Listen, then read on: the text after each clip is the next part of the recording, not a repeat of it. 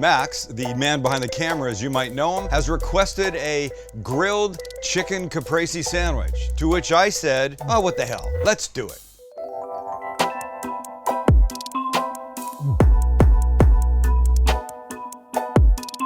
Call me a pushover. I mean, he's my child. I find it hard to say no to my children. Chance is not my child, just as an FYI, because people think he is. And I always say I would like him to be, but he's not. But I also find it hard to say no to him. He finds it impossible to say no to Max. Maybe I'm the ultimate pushover. You are the ultimate pushover. I think this is going to be very good. We'll grill some chicken, and then we'll build it into essentially a caprese grilled cheese with a couple extra little touches that will make it oh so delicious. There's going to be homemade pesto in this, just telling you, and garlic aioli, just telling you. And then a couple of little secrets along the way that will make it better than it could ever have been. We begin with our chicken, right?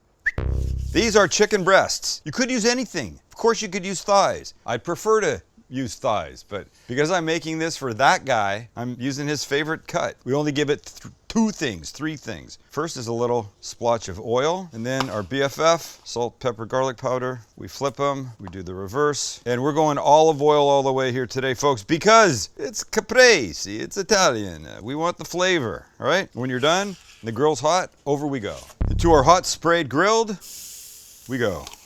Hot sprayed grilled? Into our hot oiled grill, on we go. And on we go to our hot oiled grill. That's the one. So I'm like medium high. I don't want to burn these guys up. I'm going to turn them a few times, as is my style. We'll pull them at about 160 degrees. And I'm not going to guess. I'm going to use an instant read thermometer because that's how we know. And you can see it's been what, 20 seconds? Yep, we're already getting lines, which is very nice. Couple minutes, flip them. Couple minutes, flip them. Just keep going. In the meantime, we head over and we make our pesto and our garlic aioli. Store-bought pesto is fine. Homemade pesto is amazing. We'll start with a couple cloves of garlic and a couple tablespoons of pine nuts. To that, we will add 1 cup of fresh basil leaves. Oh Lord, that's gonna be great. We'll give this a quick blitz. Open it up. We'll now add about 1/4 cup of fresh grated Parmesan, a little pinch of red pepper flakes, salt and pepper. Put the lid back on the processor, and we have our olive oil at the ready to start adding as this gets mixed. And we're gonna put in about 1/4 cup. At this point, I'll stop, scrape down the sides. You gotta just make, look, it's a large processor and I'm making sort of a half amount of pesto, so you gotta make sure that it gets all the way down to the bottom and start back up again. And your goal is this gorgeous, delicious, you should smell. Fresh basil turned into pesto is one of the great joys in life. And I'm telling you, this store-bought thing is fine. This is tremendous. All right, and our chicken is honestly looking tremendous. I love it. I wanted to put some herbs on it, like some dried basil and oregano, but I didn't want them to burn. But now that they're almost there, I'm gonna put some in here. I think you'll like this. So a little basil, a little dried oregano, a little olive oil. And now we're just gonna, because we've done most of our cooking, now we'll just give it this little extra boost of deliciousness. Don't have to worry about anything catching, burning up, giving a bad taste. It's a nice way to add some decent big flavor at the end. Sort of like when we add barbecue sauce near the end of something cooking, because we don't want it to start to burn too much. We're using this dried herb and oil combo the same way. These literally have about 2 minutes left. We'll pull them off. We'll crack on with everything else. Alrighty then, a quick little garlic aioli. It's a little mayo. Garlic, as you can imagine. Oh, green. I'm okay with that. A little hit of oil, olive, a little bit of parsley, a little pinch of salt and pepper, and we mix. Actually, I could have used the "and we mix" wooden spoon that Mark sent me, but it's kind of big. Thank you, Mark. Gotta say, that's an incredible likeness, isn't it? All right, here's our chicken, and it's looking spectacular. Now, we just want to cut it. Oh yeah, look at that. So I'm gonna do thin pieces, or whatever this is, relatively thin pieces, across my sandwich. So actually I'll cut them both just to be sure I've got enough. All right, here's what we're doing. I'm using sourdough because it's all flavor, man. It's all flavor. I'm gonna begin with a little layer of the garlic aioli on the bottom. And I always say, just make sure however you put it on so that no matter how someone bites, they're getting some of this. I think I'm gonna go next with my tomatoes. This is an imperfect setup. You go however works best for you. but I think we're gonna be fine like this. Now my chicken. Oh boy, I see this working out really nicely. Nice, nice, nice. Beautiful, great. Lovely. Who doesn't like that? Remember our cheese. And our cheese will look like this. Holy God, this is gonna be fantastic.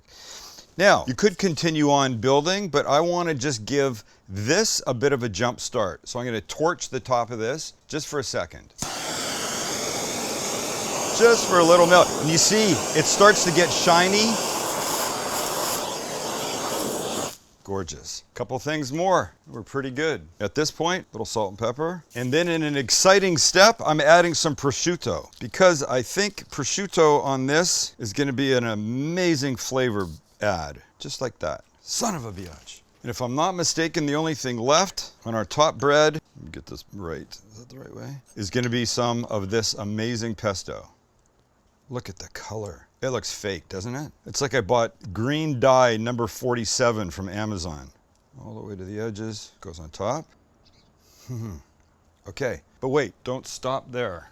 Because I'm gonna put a little butter on top of this. Just wait till you see something's coming next that I think you'll like. Okay, let me heat my pan and we carry on. All right, here's the fun part.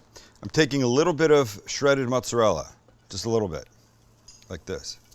And I'm gonna add some tomatoes, little baby tomatoes sliced, not too many, just enough, and some basil leaves, like this, like this. And then we'll take our sandwich and we'll go face down on top, we'll push down, and we'll leave that for, I don't know, 3 minutes or until it starts to get brown and gorgeous. All right, I need to get it to the other side, so here's how I'm gonna do it. Flip it in my hand. Look how pretty that is. Okay, let me set it down. Reset, need the cheese back, just a little bit. It's more like glue than anything. And now our tomatoes, our basil, and now on we go.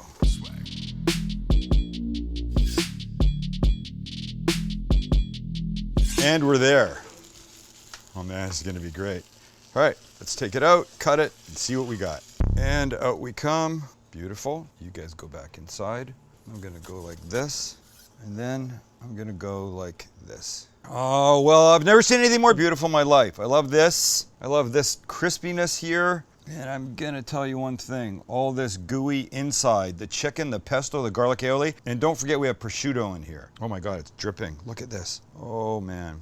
All right, we better get a bite happening. That bottom is beautiful too. Come on, let's go. I'm leaking, it's dripping. I can't, wait. There's not one thing I would do differently, not one thing.